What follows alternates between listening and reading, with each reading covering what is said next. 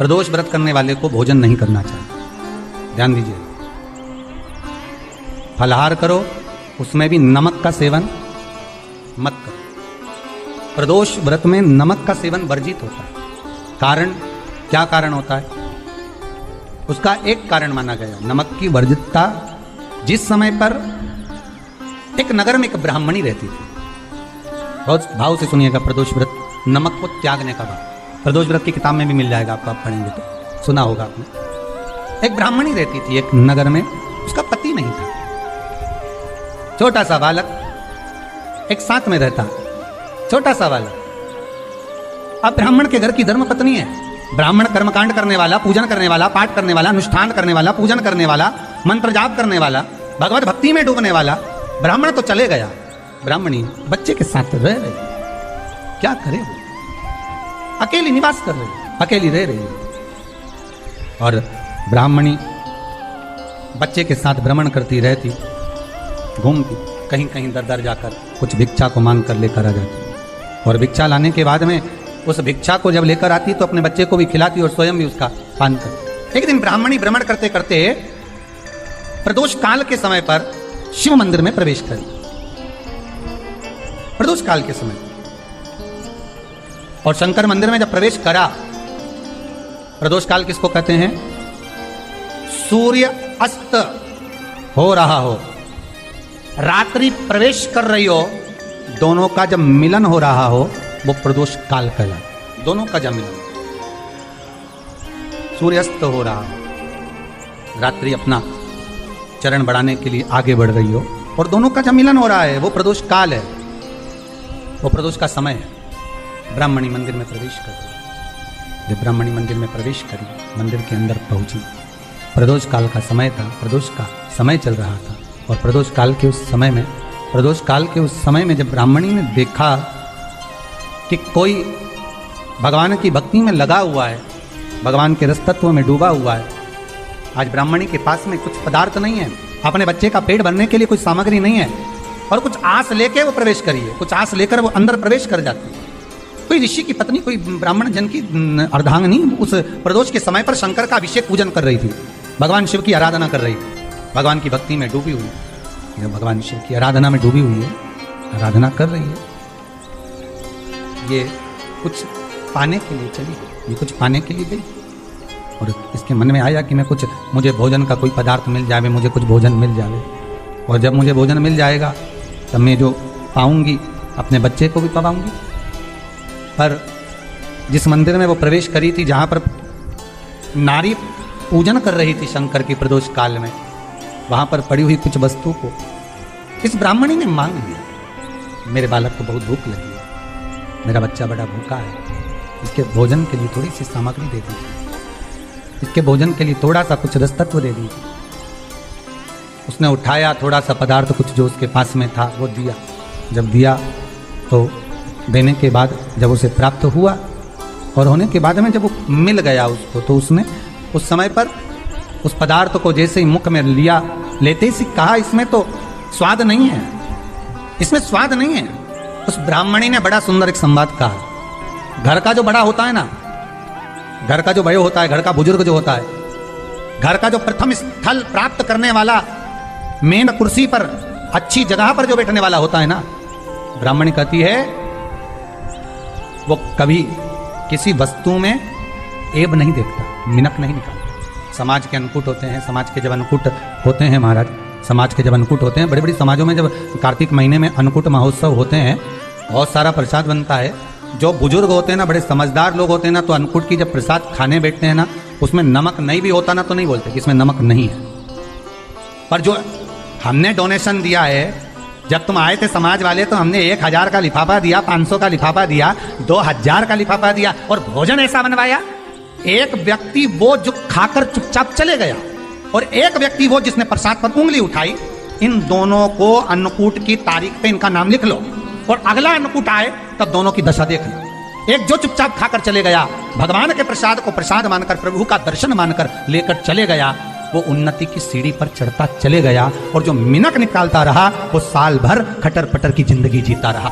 भगवान के प्रसाद में कभी भी ध्यान रखिएगा, भगवान के प्रसाद के अंतर्गत स्वाद की कोई मूलता नहीं होती। भगवान का प्रसाद स्वयं स्वाद। भगवान के प्रसाद में नमक नहीं देखना, मिर्ची नहीं देखना, भगवान के प्रसाद में शक्कर नहीं देखना, भगवान के प्रसाद में कुछ ये नहीं देखना कि कितना माल डाला, कितना घी, कितना बादाम, कितना काजू, कितना इलायची डाला। हाँ, यहां तक शास्त्र कहता है कि भगवान का प्रसाद अगर बन रहा है तो उसकी सुगंध भी नहीं ली जाती है महाराज। यहां तक शास्त्र कहता है जब तक भगवान उसको पानी ले तब तक उसका सुगंध भी नहीं। और कई कई जगह तो भगवान को प्रसाद अगर सूखा सामान हाथ में आ गया, इलायची कैसी है, मंदिर के अंदर जाने वाली है भगवान को डालने के लिए, लाओ यार किसकी दुकान से आई इलायची बताओ, इलायची तो 25 बार सूंघा, हाँ अच्छी है, अब सूंघ लिया तो भगवान इसको स्वीकार करेगा क्या? अरे जम के तो बोलो, एक फूल तुमने बगीचे से तोड़ा और सोचा इसमें पहले मैं सूंघ लेती हूँ, इसमें स्वाद है कि नहीं, इस फूल में गंध है कि नहीं, इसमें सुगंध है कि नहीं, और फूल सूंघ लिया, उसके बाद तुम भगवान को देखो, भगवान स्वीकार करेगा नहीं। कई कई घरों में तो हंडी से दाल चलाती जाए ने हाथ में डाल के महाराज ब्राह्मणी ने जैसी मुख में लिया तो ये श्रेष्ठ नहीं है। जो ऋषि की पत्नी अंदर पूजन कर रही थी प्रदोष काल, उसने कह दिया आपका चेहरा बता रहा है कि आप ब्राह्मण की धर्मपत्नी, पर आज आप दर दर जाकर अगर भिक्षा मांग रही हो, दर दर जाकर अगर भीख मांग रही हो, दर दर जाकर भिक्षा को मांग रही हो, तो इसमें आपके पति का दोष नहीं है, दोष आपका है, क्योंकि आप भगवान के प्रसाद में भी जो स्वाद देखी थी ना, ये आपका एक जन्म का नहीं है, ये ना जाने कितने जन्म का है। ब्राह्मणी के मस्तिष्क में बैठ गया, ब्राह्मणी के उस वो कहा ना, वो बक्कल में नहीं अक्कल में बैठ गया कि ये स्वाद नहीं देखना।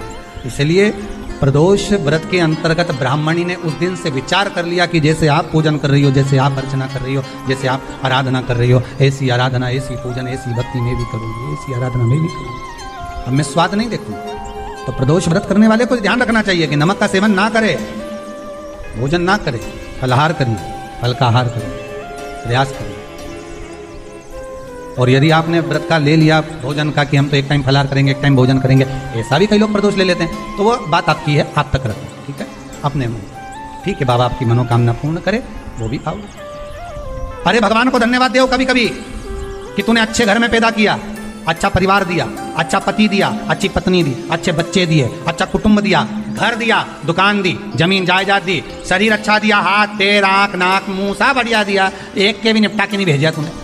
मान लो एक आध निपटा के भेज देता तो झगड़ा करने ऊपर जाते, एक ही कान देता और एक गायब कर देता तो यहां से चिपका देता, क्या कर लेते, हाथ एक देता और एक गायब कर देता, क्या झगड़ा करने जाते ऊपर कि मुझे ऐसा शरीर दिया? नहीं, भगवान को धन्यवाद देना कि मुझे अच्छे घर में पैदा करा, कटोरा लेके वहां चुराए के नहीं बिठाए, तूने अच्छा घर दिया, 2 समय की रोटी दे रहा है, खूब जोरदार शरीर दिया, भजन करने का मुहूर्त दिया, और बचा कुचा था तो ये सियोर वाला महाराज दे दिया, कथा सुनाने वाला।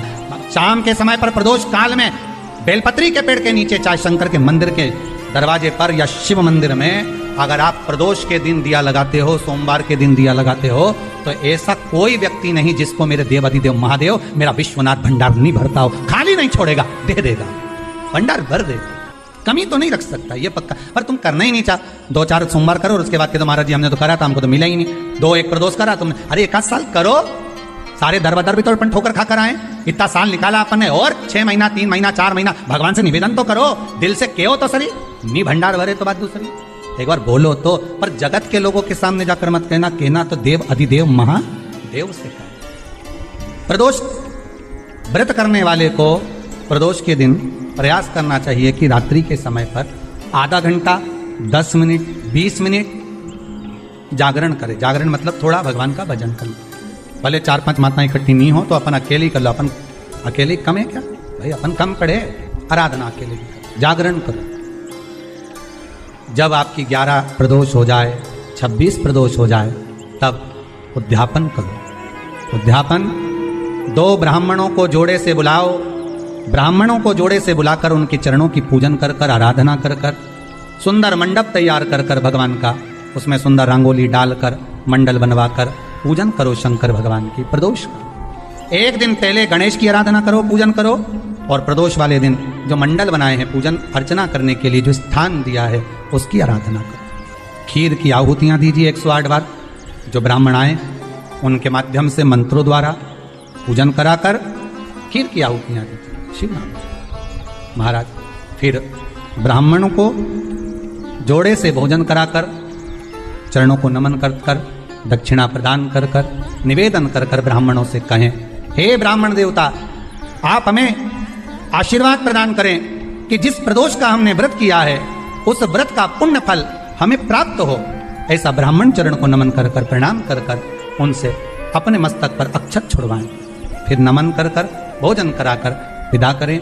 शाम को भगवान का जागरण करें। ऐसे प्रदोष व्रत का उद्यापन कर अपने जीवन को सार्थक बनाएं। ऐसा सुंदर प्रदोष व्रत का व्याख्यान वर्णन स्कंद पुराण में करा गया। वही स्कंद